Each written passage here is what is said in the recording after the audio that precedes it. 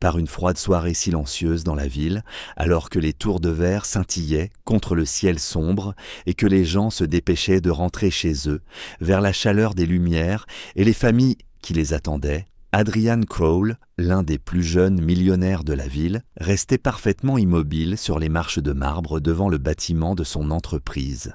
Il observait son employée, une jeune femme discrète nommée Marina Vallès, traverser les portes tambours avec 2 sacs lourds tirant sur ses épaules. Elle marchait toujours vite, gardait toujours la tête baissée, évitait toujours l'attention. Mais aujourd'hui, quelque chose semblait différent. Quelque chose dans la façon dont elle vacillait en avançant, dans la façon dont son souffle tremblait dans l'air glacé, fit naître en Adrian une étrange traction dans la poitrine.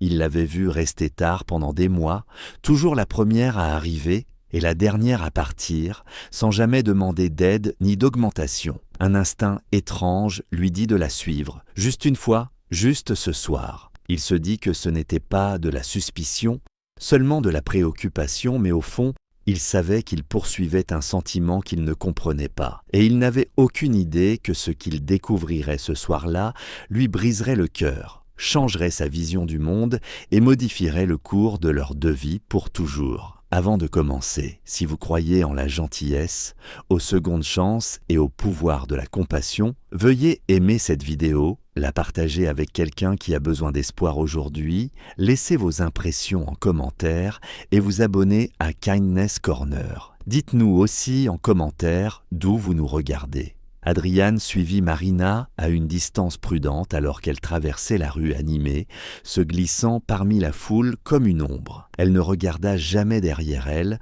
ne s'arrêta jamais. Son uniforme, simple, trop usé pour le froid, voltigeait dans le vent tandis qu'elle s'engageait dans une rue latérale, que la plupart des gens ayant une maison chaude et une vie confortable ne remarquaient même pas. Adrian pensait connaître ses employés. Il était fier d'être juste, mais en voyant Marina s'enfoncer dans des rues plus sombres et plus étroites, il comprit à quel point il ne savait finalement presque rien. Les lampadaires s'assombrirent à mesure qu'elle avançait, et bientôt la lueur vive du quartier central disparut derrière eux. Le sol passa d'un pavage lisse à des pavés irréguliers, les bâtiments devinrent de plus anciens, leurs murs couverts de peintures écaillées et d'histoires oubliées. Marina resserra sa prise sur les sacs. Elle transportait des provisions, peut-être, bien qu'il n'y en eût pas beaucoup à l'intérieur, il pouvait le voir à la façon dont le plastique s'affaissait. Ses pas ralentirent lorsqu'elle tourna au coin et disparut dans une ruelle si silencieuse qu'Adrian pouvait entendre son propre cœur battre. Tout au bout, Marina s'arrêta enfin devant un petit immeuble d'appartements délabré. L'entrée était sombre, la porte de travers sur ses gonds. Elle la poussa de l'épaule et se glissa à l'intérieur. Adrian hésita au coin de la rue. Il ne devrait pas la suivre, il le savait. Mais le vent glacé derrière lui et le bâtiment silencieux devant lui prirent la décision à sa place. Il fit un pas en avant. À l'intérieur, le couloir était étroit et sentait le béton humide. Une seule lumière vacillait au-dessus d'eux. Marina monta les escaliers lentement, comme si chaque marche pesait plus lourd que les sacs qu'elle portait. Adrian la suivait, silencieux. Au 3e étage, elle s'avança jusqu'à une porte couverte de marques de griffures, de coins rafistolés et d'un numéro délavé. Elle la poussa et disparut à l'intérieur. Avant que la porte ne se referme complètement, Adrian entendit une toux faible, puis une voix ténue, appelant le nom de Marina. La curiosité le tira encore plus fort que la culpabilité. Il s'approcha de la porte au moment où Marina réapparaissait. Surprise, ses yeux s'agrandirent lorsqu'elle vit son employeur debout là. Elle semblait terrifiée, non pas de lui, mais à l'idée que quelqu'un la voie ainsi, dans un endroit qu'elle espérait visiblement que personne ne découvrirait jamais. Elle ne parla pas. Elle se contenta de se décaler légèrement, comme pour lui donner une permission silencieuse de regarder à l'intérieur. La pièce était petite, incroyablement petite. Un matelas posé à même le sol était entouré de couvertures empilées autour d'une femme âgée, dont le visage était pâle et maigre, dont la respiration était faible. Des fournitures médicales portatives étaient éparpillées autour d'elle.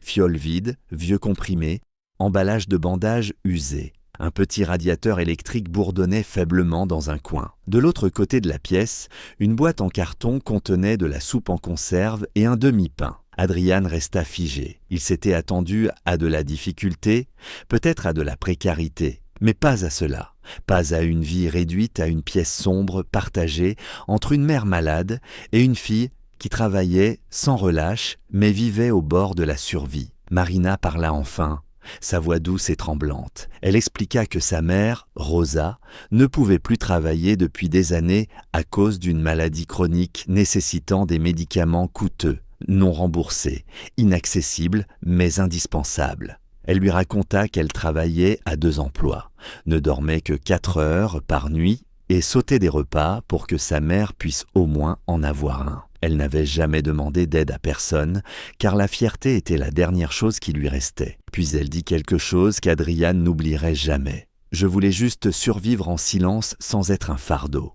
À cet instant, quelque chose se brisa en lui. Pas de douleur, mais d'éveil. Il réalisa à quel point il avait été aveugle à la souffrance silencieuse qui vivait juste à l'extérieur du monde confortable qu'il avait toujours connu. Il ressentit de la culpabilité, oui, mais aussi de l'admiration pour la force que Marina portait dans son corps fragile. Cette femme ne se contentait pas de travailler dur. Elle se battait chaque jour pour quelqu'un qu'elle aimait. Adrian entra, s'agenouilla près de Rosa et se présenta doucement. Elle réussit un faible sourire. Ce sourire changea quelque chose en lui aussi. Dans les jours suivants, il organisa des soins médicaux appropriés, s'assura qu'elles emménagent dans un logement sûr et offrit à Marina un poste à la hauteur de son dévouement. Mais surtout, il choisit de marcher à leur côté avec respect, pas avec pitié, et il apprit que la véritable richesse ne se mesure pas en biens ou en réussite, mais à la profondeur avec laquelle on touche la vie de quelqu'un. Marina et sa mère retrouvèrent lentement des forces.